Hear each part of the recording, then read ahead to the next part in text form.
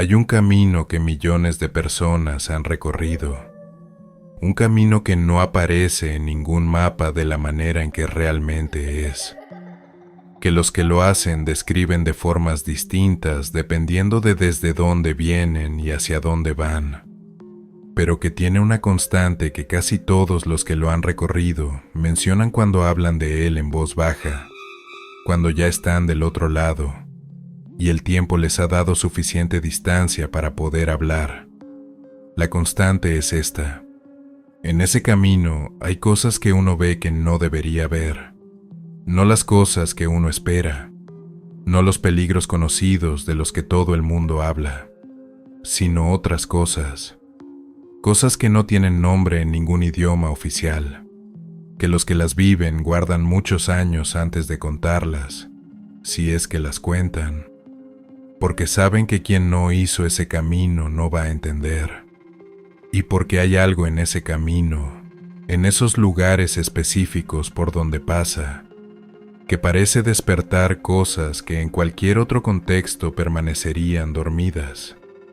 Esta noche 5 personas me contaron lo que vieron, 5 migrantes, 5 rutas distintas, 5 experiencias que ninguno de ellos había contado antes de escribirme, o que habían contado solo a alguien muy cercano que los conocía suficiente para no dudar de ellos.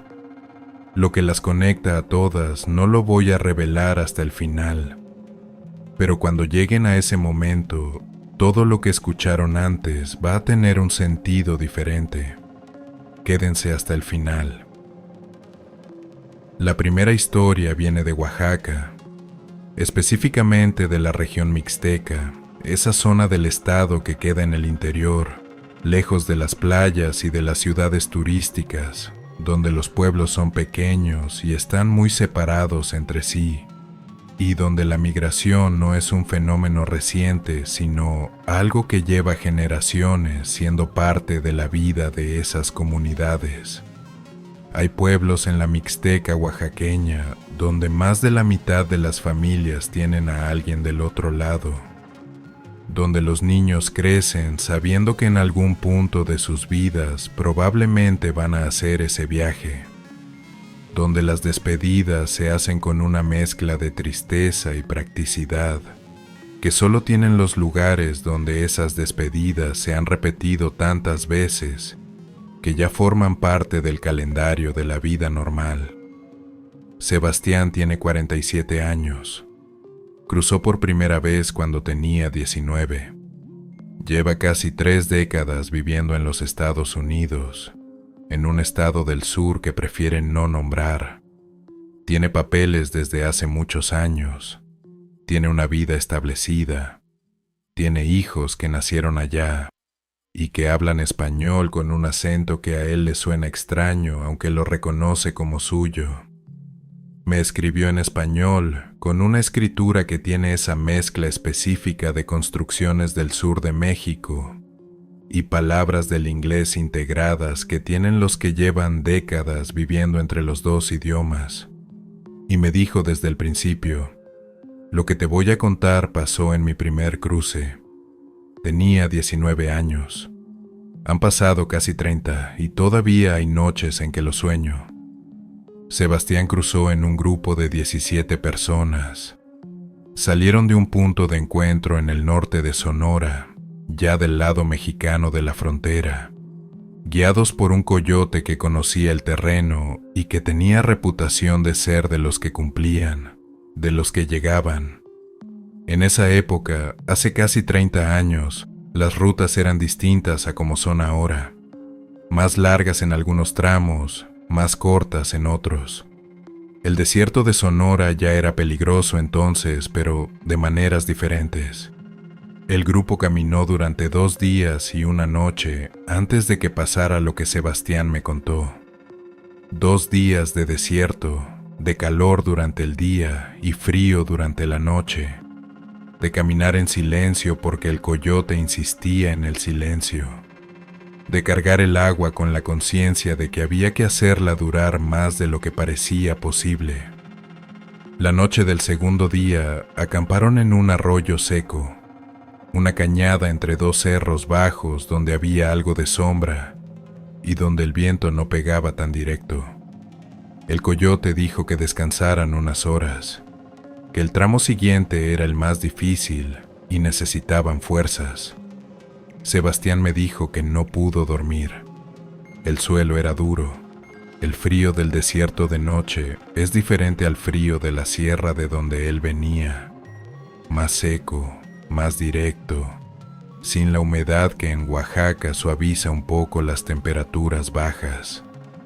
Se quedó despierto mirando el cielo, que en el desierto de noche tiene una cantidad de estrellas que nunca había visto porque en su pueblo la sierra bloqueaba parte del cielo y la humedad difuminaba las estrellas, y ese cielo despejado y llano del desierto las mostraba todas con una claridad que le pareció excesiva, como si hubiera demasiado cielo para una sola persona. Y fue mirando ese cielo cuando vio la figura en el cerro. Era una silueta en lo alto del cerro que quedaba al norte del arroyo donde descansaban. Una silueta humana, de pie, inmóvil, visible contra el cielo de noche porque las estrellas detrás de ella formaban un fondo suficientemente claro como para distinguir la forma.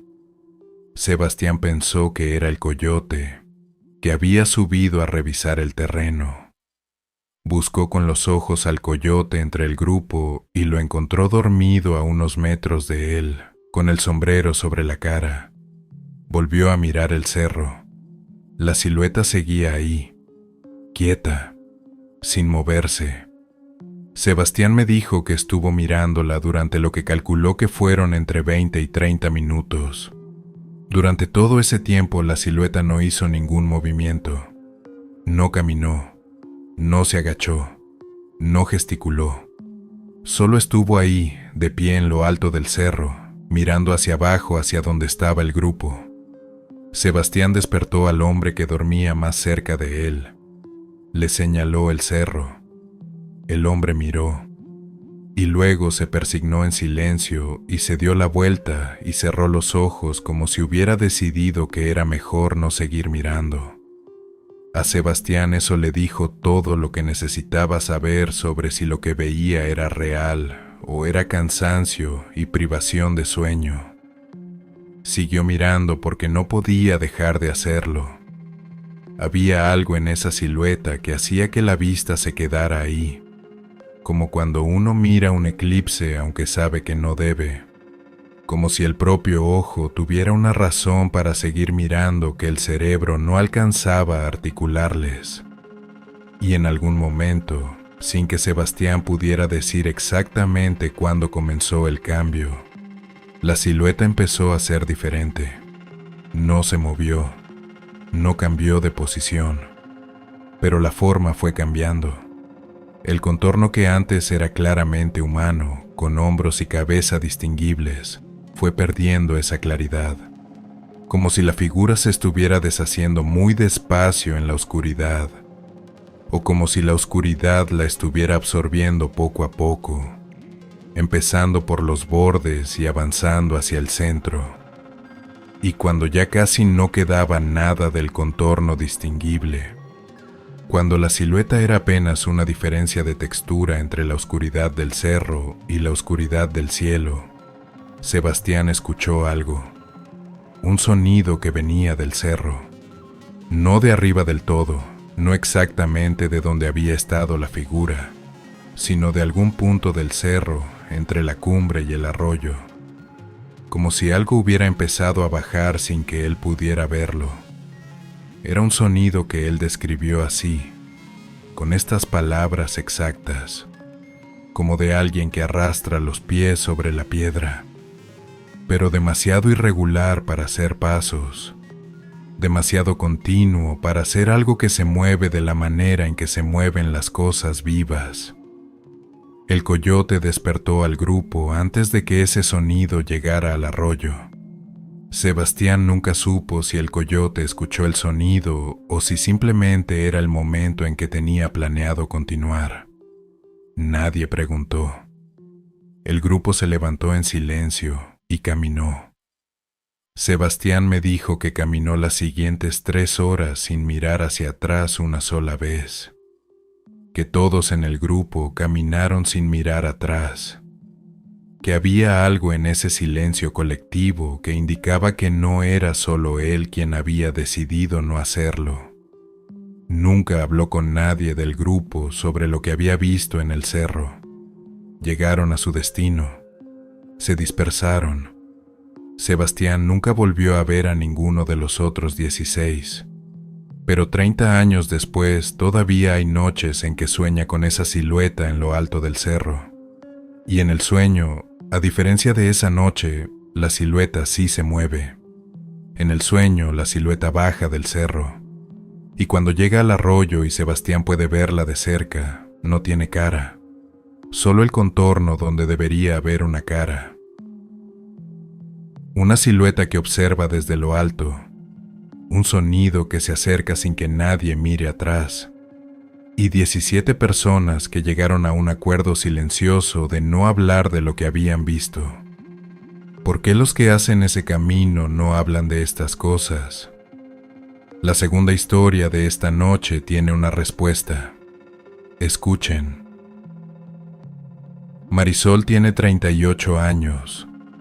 Nació en Guerrero, en uno de esos municipios del interior que aparecen en las noticias por razones que nadie quiere que aparezcan y que en la vida cotidiana de la gente que vive ahí son simplemente el lugar donde nacieron y donde están sus familias, y donde la violencia es una condición del paisaje que uno aprende a navegar desde pequeño. Cruzó cuando tenía 24 años. No con un coyote, sino con un grupo de personas de su comunidad que conocían a alguien que conocía el camino. Una cadena de confianzas que en esa región es la única forma en que mucha gente puede hacer ese viaje. La ruta que tomaron pasaba por Tamaulipas y luego por el río. No el desierto de Sonora, sino el lado del Golfo, que tiene sus propios peligros y sus propias características. Una geografía diferente, más húmeda, con vegetación más densa, con el río como obstáculo central en lugar del desierto abierto. Lo que Marisol me contó no pasó durante el cruce en sí. Pasó la noche antes, cuando el grupo estaba esperando en una casa en un pueblo del lado mexicano, esperando el momento indicado según las instrucciones de quien los guiaba. La casa donde esperaban era una casa normal en apariencia, una casa de rancho en las afueras del pueblo, con paredes de bloc sin aplanar y techo de lámina, del tipo que hay en toda la periferia de los pueblos del noreste del país. Estaban ahí unas 15 personas, todas esperando, todas en el silencio tenso de la espera cuando uno sabe que lo que viene al día siguiente no tiene garantías. Marisol me dijo que lo primero que notó cuando entraron a esa casa fue el frío. No era un frío de temperatura. Tamaulipas, en la época del año en que ella cruzó, no hacía el frío que haría para justificar lo que sintió al entrar. Era un frío localizado, específico, el tipo de frío que uno siente cuando entra a un cuarto donde algo en el ambiente es diferente al resto de la casa. Un frío que no venía de ninguna ventana abierta ni de ninguna corriente de aire, sino de algún lugar que no podía identificar. Los demás también lo sintieron. Lo vio en las caras cuando entraron. Nadie lo mencionó porque nadie quería ser el primero en decir algo que los demás pudieran usar para dudar de él. Se distribuyeron por los cuartos para dormir unas horas. Marisol quedó en un cuarto con otras 4 mujeres del grupo. Se acostaron en el piso con sus mochilas como almohadas, en el orden en que se habían acomodado, sin mucha conversación porque el cansancio y la tensión de lo que venía al día siguiente no daban para conversación. Marisol no pudo dormir. Llevaba un rato despierta, en la oscuridad del cuarto, escuchando la respiración de las otras 4 que parecían haberse dormido, cuando escuchó el sonido que venía del cuarto del lado. Era un sonido de voz, una voz baja, casi un murmullo, que hablaba de manera continua, sin pausas. No podía entender las palabras desde donde estaba. El muro entre los dos cuartos amortiguaba el sonido lo suficiente para que solo llegara el tono general, no el contenido. Pero la cadencia era la de alguien que habla solo, que dice algo que tiene un orden interno aunque nadie lo escuche, que no espera respuesta porque no hay nadie a quien dirigírsela. Marisol pensó que era alguien del grupo que rezaba. Eso era completamente posible. Muchos de los que hacen ese viaje rezan antes de cruzar. Es una de las cosas que los que han cruzado mencionan frecuentemente. La devoción que se vuelve más intensa cuando uno está en ese camino, cuando el control de lo que pasa ha salido completamente de las propias manos. Pero la voz continuó durante mucho tiempo, demasiado tiempo para un rezo, y tenía algo en el tono que no era el tono de alguien que reza. Era algo más plano, más monótono, sin la cadencia específica de la oración que uno reconoce aunque no entienda el idioma o la tradición. Marisol se levantó, salió al pasillo, fue hasta la puerta del cuarto del lado y escuchó desde ahí, con la oreja cerca de la madera. Las palabras eran más claras desde ahí. No perfectamente claras, pero sí suficientemente claras para entender que no eran español. No eran ningún idioma que ella reconociera. Eran sonidos organizados en patrones que podían ser lenguaje, pero que no correspondían a ninguna lengua que hubiera escuchado antes. Abrió la puerta del cuarto. Adentro había 3 hombres del grupo durmiendo. Los 3 dormidos. Los 3 con la respiración regular del sueño profundo. Ninguno hablando, ninguno moviendo los labios, ninguno haciendo ningún sonido que no fuera el de dormir. Marisol se quedó parada en el umbral mirándolos, y la voz continuó. Venía del cuarto. Venía de algún lugar dentro de ese cuarto, aunque ninguno de los 3 hombres que había ahí la estaba produciendo. Era más clara ahora que la puerta estaba abierta, suficientemente clara para que Marisol pudiera percibir que tenía un ritmo, una estructura repetitiva que sugería que quien o lo que hablaba estaba diciendo lo mismo múltiples veces, en ciclos, como una letanía o como una instrucción que se repite hasta que se cumple. Y luego, el hombre que estaba más cerca de la puerta se movió en su sueño. No se despertó. Sus ojos permanecieron cerrados. Su respiración siguió siendo la del sueño. Pero giró sobre sí mismo de manera que quedó mirando hacia la puerta, hacia donde estaba Marisol parada en el umbral. Y muy suavemente, sin abrir los ojos, con la voz de alguien que habla desde muy adentro del sueño, dijo en español perfectamente claro: «Cierra la puerta».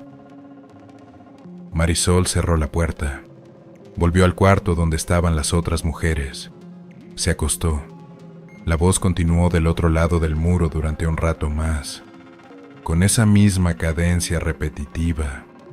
Y luego, en algún momento que Marisol no pudo identificar exactamente, dejó de estar. A la mañana siguiente, cuando el grupo se preparaba para continuar, Marisol buscó al hombre que le había dicho que cerrara la puerta. Lo encontró empacando sus cosas con la concentración de quien tiene la cabeza puesta en lo que viene. Le preguntó si recordaba haberle dicho algo en la noche. El hombre la miró sin entender de qué hablaba. Le dijo que había dormido de un tirón desde que se acostó hasta que los despertaron, que no recordaba nada. Marisol le preguntó si sabía algo de esa casa, si le habían dicho algo sobre ella antes de llegar. El hombre bajó la voz. Le dijo que quien los guiaba le había mencionado antes de llegar que esa casa la usaban frecuentemente para esperar y que era segura. pero que había una cosa, que si escuchaban algo de noche en esa casa no salieran a investigar, que simplemente esperaran a que se callara. Marisol le preguntó por qué no le había dicho eso a ella también. El hombre le dijo que suponía que se lo habían dicho a todos. No se lo habían dicho a todos. Cruzaron al día siguiente. Marisol llegó a donde iba. Nunca volvió a hablar de esa noche con nadie del grupo. Y durante años, cada vez que alguien le preguntaba cómo había sido el viaje, ella decía que difícil, pero que había llegado bien y cambiaba el tema. Hasta que me escribió a mí. Una voz que no habla ningún idioma conocido. Un hombre que transmite un aviso mientras duerme sin recordarlo al despertar. Una casa de paso en Tamaulipas con una regla que no siempre se explica a tiempo. La tercera historia de esta noche es diferente. No es una cosa que se ve o se escucha desde lejos. Es algo que se acerca, algo que intenta acompañar. Y eso, de alguna manera, es más difícil de manejar que cualquier cosa que se quede quieta en lo alto de un cerro. Tomás tiene 42 años. Nació en Michoacán, en la región del Bajío, donde la tierra es buena y el problema no es la tierra sino todo lo que rodea a la tierra, y hace imposible vivir de ella sin pagar un costo que muchas familias deciden que no pueden pagar. Cruzó cuando tenía 27 años. Llevaba ya varios años queriendo hacerlo, y varios años encontrando razones para posponerlo. Y cuando finalmente lo hizo, fue de manera apresurada y con menos preparación de la que hubiera querido, porque las circunstancias en su pueblo se pusieron de una manera que no dejaba tiempo para planear. Cruzó solo, sin grupo, sin coyote, con un mapa que alguien le había dibujado a mano en un papel y con información de segunda y tercera mano sobre el camino que tenía que tomar. Cruzó por el desierto de Arizona en el mes de julio, que es el peor momento posible para hacerlo, y que él sabía que era el peor momento posible, pero que de todas formas fue el momento en que tuvo que hacerlo.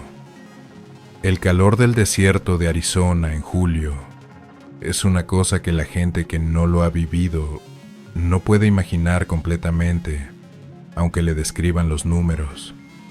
45, 48 grados en los momentos más intensos del día. Un calor que no es solo temperatura, sino una presencia física, algo que tiene peso y que se mete en el cuerpo de una manera que desorganiza el pensamiento antes de que uno se dé cuenta de que está pasando. Tomás llevaba 2 días caminando solo cuando el agua se le terminó. No de golpe. Fue calculando mal.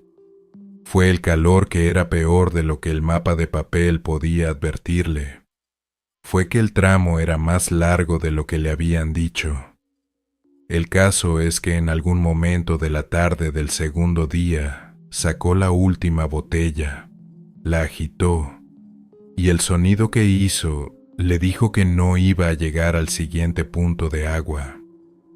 Lo que pasa en el cuerpo humano cuando empieza la deshidratación severa en calor extremo es algo que los médicos describen de una manera y que Tomás me describió de otra. Los médicos hablan de confusión cognitiva, de alucinaciones, de la dificultad para distinguir lo que es real de lo que el cerebro produce para llenar los espacios que la deshidratación va vaciando. Tomás me dijo: empecé a ver cosas que sabía que no estaban ahí, y luego empecé a ver una cosa que no sabía si estaba ahí o no. La diferencia era importante para él.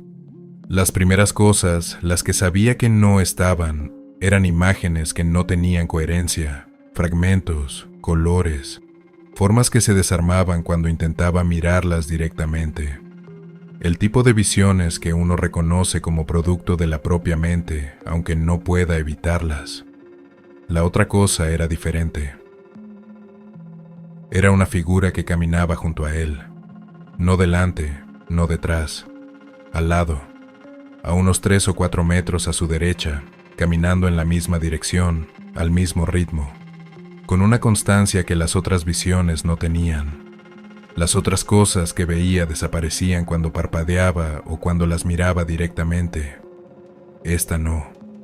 Esta seguía ahí cuando la miraba, seguía ahí cuando dejaba de mirarla, seguía ahí cuando cerraba los ojos unos segundos y los volvía a abrir. Era la figura de un hombre. No podía ver detalles de la cara porque el sol y su propia condición no le daban esa claridad. Pero era claramente masculina, claramente humana en su forma general, claramente caminando con una intencionalidad que no tenían las otras visiones. Tomás intentó hablarle, preguntarle quién era, de dónde venía, hacia dónde iba. La figura no respondió, pero tampoco desapareció. Siguió caminando al lado de él con esa misma constancia, sin acercarse, sin alejarse, manteniéndose siempre a esa distancia de 3 o 4 metros. Tomás me dijo que en algún momento, con el juicio ya muy comprometido por el calor y la sed, tomó una decisión que desde la racionalidad de ahora no puede explicar del todo, pero que en ese momento tuvo una lógica perfecta. Decidió seguir a la figura, no seguirla en el sentido de ir detrás de ella, seguirla en el sentido de prestarle atención, de mirarla y dejar que la dirección en que ella caminaba influyera en la dirección en que él caminaba, porque la figura, aunque iba al mismo ritmo que él, a veces se inclinaba ligeramente hacia la derecha o hacia la izquierda, y esas inclinaciones eran lo suficientemente consistentes como para parecer indicaciones, como si la figura estuviera guiándolo. Tomás siguió esas indicaciones durante el resto de esa tarde y las primeras horas de la noche. Cuando la figura se inclinaba, él ajustaba su dirección. Cuando la figura mantenía el rumbo, él mantenía el suyo. Al anochecer llegó a un punto de agua, una pequeña cisterna de plástico que grupos de ayuda humanitaria habían dejado en esa ruta para los que cruzaban. Tenía agua y tenía algunas latas de atún, y tenía una nota en español que decía que había más suministros más adelante. Tomás bebió, comió, esperó a que oscureciera un poco más para continuar. Cuando levantó la vista hacia donde había estado caminando la figura, ya no había nadie. Llegó a su destino 2 días después. Nunca contó esta parte del viaje a nadie porque no sabía cómo contarla sin que sonara a delirio de alguien que estuvo a punto de morir de calor en el desierto, que era también una interpretación completamente válida de lo que había vivido. Le pregunté qué pensaba él que había sido. Me dijo que durante mucho tiempo pensó que había sido una alucinación producida por la deshidratación, que el cerebro bajo estrés extremo hace cosas que no se pueden predecir y que no tienen explicación sobrenatural necesaria. Pero me dijo también que hay una cosa que no puede encajar en esa explicación por más que lo intenta. La cisterna de agua estaba ahí. Era real, física, con agua real adentro. Llegó a ella siguiendo las inclinaciones de una figura que probablemente no existía. Y si no hubiera llegado a esa cisterna, dado el estado en que estaba, probablemente no habría llegado a ningún otro lado. No sabe qué lo guió. No sabe si fue algo real o algo que su mente construyó, y que por alguna razón construyó correctamente. No sabe si la distinción entre esas dos cosas importa tanto como parece que debería importar. Llegó. Eso es lo que sabe. Y que durante el camino no estuvo solo. Algo que camina al lado, que guía sin palabras, que desaparece cuando ya no es necesaria su presencia. La cuarta historia de esta noche es completamente diferente a las 3 anteriores. No es una figura que se ve desde lejos, ni una voz que se escucha a través de una pared, ni una presencia que acompaña. Es una experiencia de tiempo, de un momento que no duró lo que debería haber durado, y de lo que pasó en ese tiempo que faltó. Graciela tiene 51 años. Nació en Veracruz, en un puerto que no es el puerto grande, sino uno de los puertos medianos de la costa del Golfo, donde la economía es irregular, y la gente que no tiene conectividad con las industrias que funcionan, encuentra que sus opciones son limitadas. Cruzó cuando tenía 32 años, con 2 de sus hermanos menores y con un grupo de 8 personas de la misma región que compartían el mismo coyote y la misma ruta. Era un cruce por el río, por el lado de Coahuila, en un punto que el coyote conocía y que según él tenía menos vigilancia que los cruces más conocidos. Graciela era la mayor del grupo, no la mayor de edad de todas las personas, pero sí la que tenía más carácter, la que tomaba decisiones cuando había que tomar decisiones, la que los demás miraban cuando algo no estaba claro. Ese papel lo había tenido toda la vida en su familia, y lo tuvo también en ese grupo de personas que se convirtieron durante días en algo parecido a una familia por necesidad. Lo que me contó no es lo que vio, sino lo que no recuerda. Cruzaron el río de noche, que es como se cruza ese río en esa zona, en grupos pequeños con el agua hasta la cintura en el mejor de los casos, y hasta los hombros en el peor dependiendo de la temporada y del punto exacto. Cruzaron sin problemas. Llegaron al lado norte del río. Se quitaron la ropa mojada lo que pudieron. Siguieron caminando según las instrucciones del coyote que iba adelante. El coyote les había dicho que del río al primer punto seguro había aproximadamente 2 horas caminando. 2 horas por terreno plano, sin obstáculos mayores, siguiendo una línea casi recta que él conocía bien.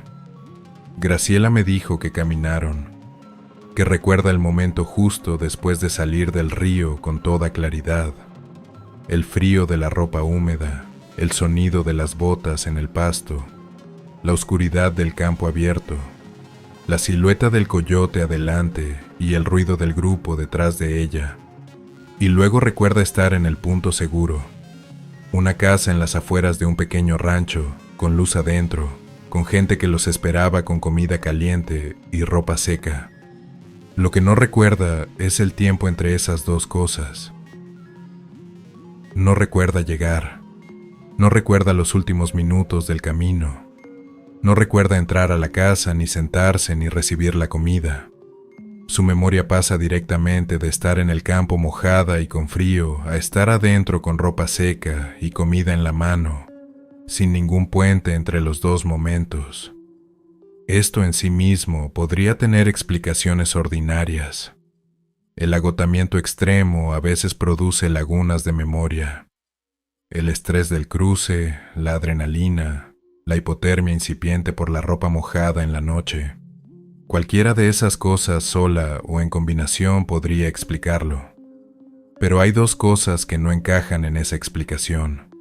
La primera, los 2 hermanos de Graciela, independientemente, en conversaciones separadas que tuvieron años después cuando ya era posible hablar de esas cosas, reportaron exactamente lo mismo, que recordaban el río y recordaban la casa, pero que el tramo entre los dos no existía en su memoria, que no era que fuera borroso o fragmentado, que simplemente no estaba. La segunda, las 2 horas que supuestamente duró ese tramo, según el reloj que uno de los otros miembros del grupo llevaba y que sobrevivió al cruce del río, no habían sido 2 horas, habían sido 4 horas y media. 2 horas y media sin memoria, 4 horas y media en el reloj. 16 personas que hicieron ese tramo juntas y de las que Graciela pudo hablar con 4 en los años siguientes. y las 4 reportaron la misma laguna de memoria, con diferentes grados de certeza sobre si era real o era simplemente el agotamiento. Le pregunté a Graciela si había hablado con el coyote sobre eso, si le había preguntado qué había pasado en ese tiempo. Me dijo que sí, que años después, cuando ya tenía papeles y podía moverse con más libertad y había logrado rastrear al hombre que los había guiado ese año, lo buscó y le preguntó. El coyote le dijo que ese tramo siempre tardaba más de lo que debería tardar, que lo había hecho muchas veces y que siempre el tiempo no cuadraba con la distancia, que había aprendido a no preguntar por qué y a no intentar recordar qué pasaba durante ese tiempo, porque las veces que lo había intentado, lo que encontraba en su memoria no era nada que le ayudara a dormir. Graciela le preguntó si había algo en ese terreno, si había alguna historia sobre ese lugar. El coyote le dijo que había una historia que corría entre los que conocían esa ruta, que ese tramo de campo, entre el río y el primer rancho, había sido durante mucho tiempo un lugar donde morían personas que cruzaban, no por la vigilancia sino por el terreno y el clima y el agotamiento, que había mucha gente enterrada en ese campo, o no enterrada, simplemente dejada ahí, sin nombre, sin nadie que supiera dónde estaban, y que lo que pasaba en ese tramo, el tiempo que se perdía y que nadie recordaba, era algo que los que cruzaban por ahí simplemente aceptaban como parte de ese camino, como un peaje que ese lugar cobraba sin pedir permiso. Graciela llegó. Sus hermanos llegaron. Todos llegaron.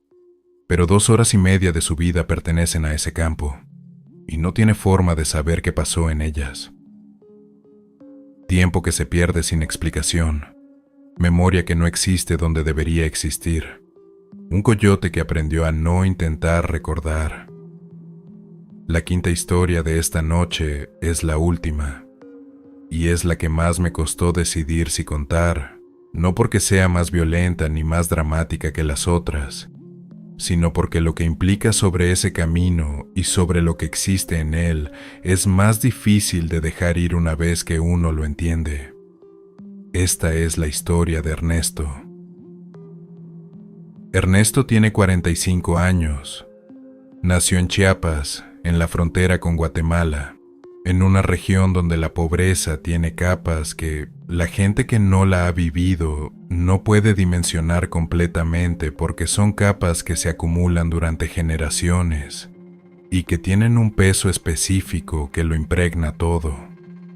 Cruzó cuando tenía 23 años, pero no cruzó por el norte, cruzó por el sur primero, entrando a México desde Guatemala, y luego hizo el camino hacia el norte, que para alguien que empieza en la frontera sur de México, es un camino mucho más largo del que imaginan los que solo conocen la parte final. Ernesto hizo ese camino en etapas, durante semanas, usando distintos medios de transporte y distintos grupos de personas en distintos tramos. No voy a describir todos los detalles de cómo lo hizo porque esos detalles no son los importantes para lo que me contó. Lo importante es que en algún punto de ese camino, en el tramo que va por Veracruz hacia el norte, hizo parte del recorrido a pie por terreno de monte, y que en ese monte pasó una noche solo que no había planeado pasar solo. Se separó del grupo por razones que ahora son menos importantes que lo que siguió. El caso es que anocheció, y él estaba solo en un monte que no conocía con suficientes suministros para esa noche y orientación aproximada de hacia dónde debía ir. Se refugió al pie de un árbol grande, comió algo, esperó a que amaneciera. No podía dormir. El monte de noche tiene sus propios sonidos y cuando uno está solo en él, esos sonidos tienen una presencia diferente a cuando hay más gente cerca. No más amenazante necesariamente, pero sí más cercana, más personal, como si los sonidos supieran que hay una sola persona escuchando y se dirigieran a esa persona específicamente. Ernesto llevaba un par de horas despierto cuando escuchó que alguien se acercaba. Pasos sobre las hojas secas del suelo del monte. Pasos humanos, del tipo que hace alguien que camina sin intentar ser silencioso, con esa naturalidad de quien camina en un lugar que conoce bien de noche. Ernesto se quedó completamente quieto. En el camino que había hecho, en las distintas etapas, había aprendido que cuando uno no sabe quién se acerca en la oscuridad, la quietud y el silencio son siempre la mejor primera respuesta. Los pasos se detuvieron cerca de él. No podía ver a quién pertenecían porque la oscuridad del monte era densa, y la luna que había esa noche no penetraba bien el follaje. Y una voz, en español con un acento que Ernesto reconoció como del centro de México, preguntó: ¿Estás perdido? Ernesto respondió que no, que estaba descansando. La precaución automática de alguien que ha aprendido a no dar información innecesaria sobre su situación. La voz dijo que estaba bien, que el camino hacia el norte seguía por allá, y señaló una dirección con suficiente certeza como para que Ernesto pudiera inferirla, aunque no pudiera ver bien la figura. Hablaron durante un rato, o más exactamente, la voz habló, y Ernesto respondió con la mínima información que la cortesía requería. La voz le preguntó de dónde venía, le preguntó hacia dónde iba, le preguntó cuántos días llevaba caminando. Preguntas ordinarias, del tipo que se hacen dos personas que se encuentran en un camino y comparten un momento antes de seguir cada uno su rumbo. Y la voz le dijo algo que Ernesto recordó mucho después. Le dijo que ese monte lo conocía bien, que había pasado mucho tiempo en él, que era un lugar con carácter propio, que no todos los montes son iguales, que ese específicamente tenía algo que hacía que la gente que pasaba por él se acordara de él mucho tiempo después. Ernesto le preguntó cómo sabía eso. La voz dijo que porque él era uno de esos que se habían acordado. Ernesto no entendió esa respuesta en el momento. La atribuyó a que quizás quien hablaba no estaba expresándose con total claridad, o quizás él no estaba entendiendo bien porque el cansancio le afectaba la concentración. La voz siguió hablando un rato más. Le indicó algunas cosas sobre el camino del día siguiente, sobre dónde había agua, sobre qué tramo era más difícil. Información concreta y útil que Ernesto escuchó con atención. Y luego, la voz dijo que ya seguía su camino, que había mucho por recorrer, y se fue. Ernesto escuchó los pasos alejarse entre los árboles, perdiéndose en la oscuridad del monte hasta que ya no se escuchaban. Y fue en ese silencio que regresó después de que los pasos desaparecieron cuando Ernesto se dio cuenta de algo que durante la conversación no había procesado conscientemente. En ningún momento de esa conversación había escuchado ningún sonido que indicara que la persona que hablaba era una presencia física en ese monte. No escuchó respiración. No escuchó el sonido de la ropa moviéndose con el cuerpo. No escuchó el crujido de una persona que se acomoda o se mueve mientras habla. No escuchó nada más que la voz. Solo la voz, sin el cuerpo que debería acompañarla. Ernesto siguió las indicaciones que le habían dado. El agua estaba donde le dijeron. El tramo difícil era el que le describieron. Las indicaciones eran correctas. Llegó a donde iba varios días después. Y durante mucho tiempo no habló de esa noche en el monte porque no sabía cómo hablarla. No sabía si lo que había escuchado era una persona real que simplemente estaba en un lugar donde él no podía verla bien, o si era algo diferente. No tenía forma de saberlo con certeza.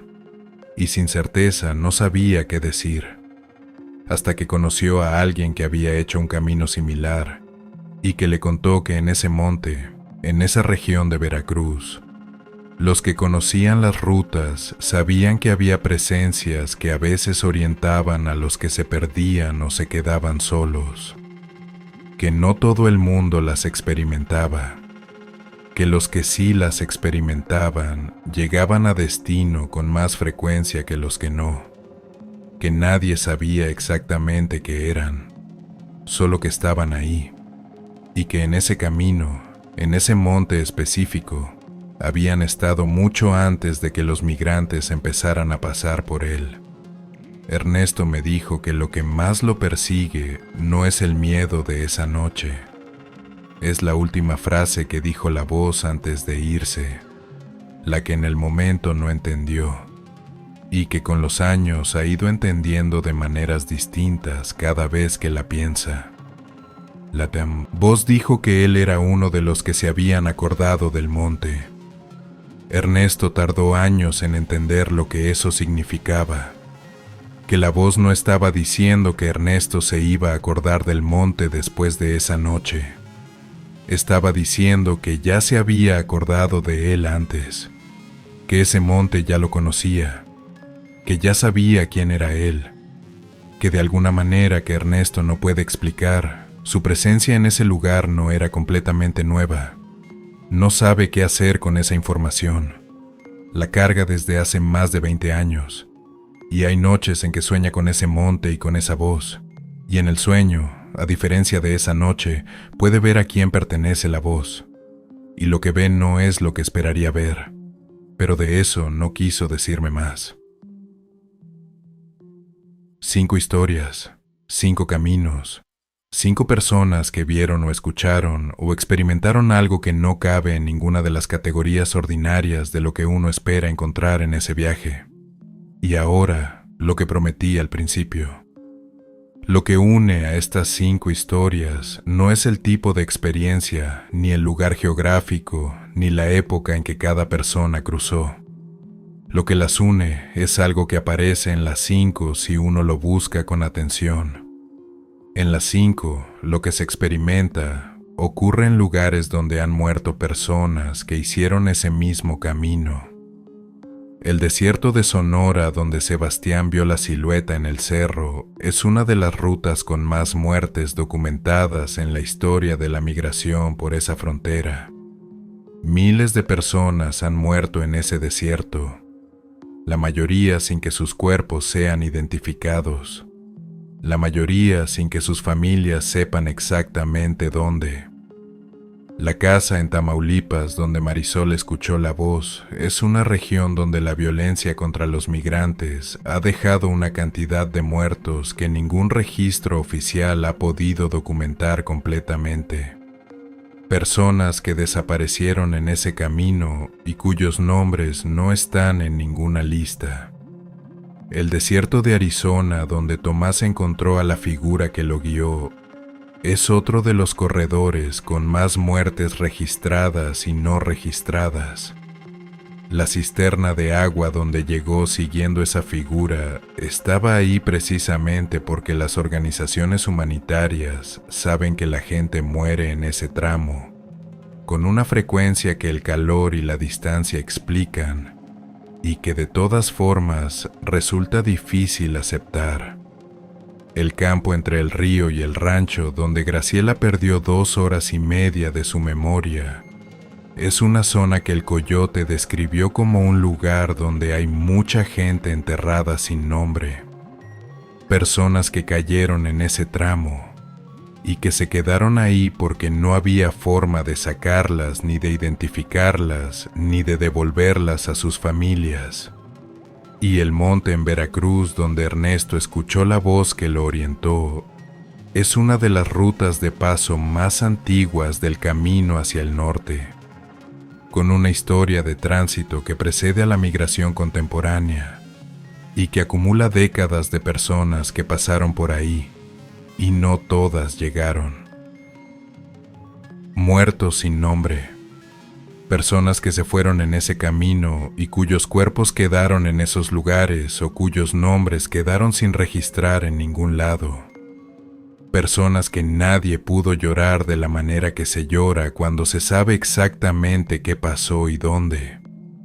Y en esos lugares, en esos puntos específicos de ese camino, los que pasan después experimentan cosas que no tienen explicación en los términos ordinarios.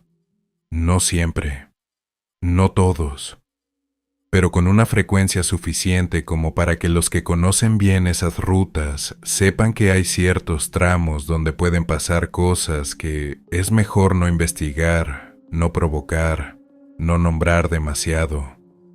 Lo que habita esos lugares no es hostil necesariamente. La figura que acompañó a Tomás lo guió hacia el agua.